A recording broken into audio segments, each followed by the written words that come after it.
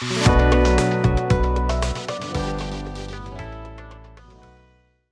realized that for Spanish, the market was going to be in court interpreting and eventually medical interpreting. So I started introducing those types of interpreting in the materials in my classes.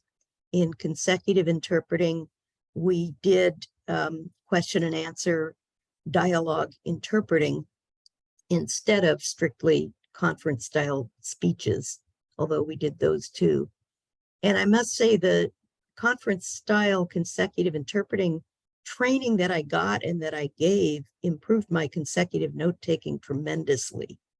When I first started interpreting court proceedings, I started taking notes and presenting the kind of condensed version of what was said, because that was what was expected in conference interpreting. And I quickly discovered that that's not what was expected in court, but the note-taking still benefited me. So do you think you were one of the first people to teach court interpreting in the United States? Was it not being taught regularly as a thing? No, it was not taught at all, because it wasn't a recognized profession. The court interpreters who existed had been brought in because they knew another language, and I don't think there were permanent positions for interpreters. Maybe there were in some large cities, but the interpreters were hired just based on anecdotal evidence. They said they were bilingual. Somebody thought they looked decent. If anyone needed an interpreter just for one witness or for one defendant on an ad hoc basis, they would call the local restaurants and get dishwashers, or they'd get janitors, oh my goodness, taxi drivers, whoever happened to be around, or family members of the people involved in the court cases. It was really terrible. So things have improved a lot since then.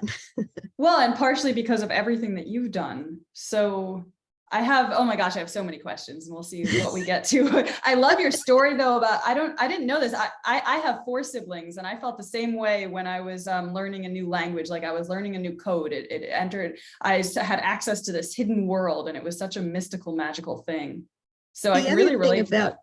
Having a lot of siblings is there were 6 of us, and we were all very close in age and very competitive. I was number 5. So everybody was very talkative, and I hardly got a chance to say anything at all.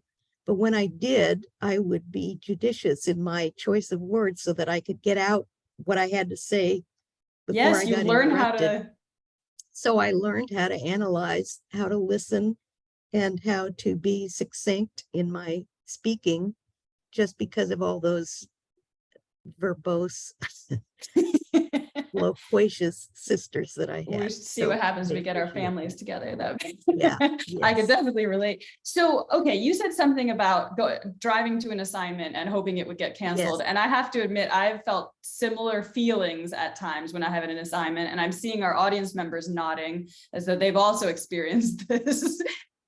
Is there anything, did there come a time when you started to feel more confidence? One would hope that eventually you did recognize that. And is there anything you would say to those of us who sometimes still are on our way to an assignment and we're hoping that it will cancel? Well, part of me, now that I'm retired from interpreting, I wake up in the morning and think, oh, good, I don't have to go to an interpreting assignment and worry that I'm not going to do well. There are some assignments that become routine. And towards the end of my career, I focused more on things where I was comfortable. I did workers' compensation depositions mainly. And so I knew what the questions were going to be.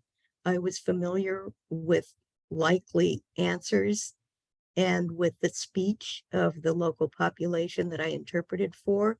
So I felt like I was being kind of lazy because I didn't branch out into new things.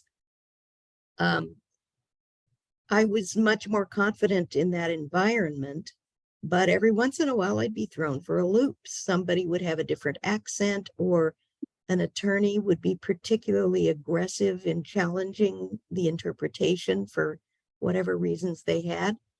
Or I would just be having a bad day or whatever. So there were still times all along through all the years that I interpreted when I still lacked confidence in what I was doing. And in our talk before this session began, Athena, you mentioned imposter syndrome. I have imposter syndrome. I'm always thinking, what am I doing here? Who am I kidding? I'm going to be exposed any day now as a fraud, So it never goes away, but I think it does make you better at what you do because you don't stop being alert to the possibility of being wrong. You're always watchful and aware of what you're doing. So I think it's probably good.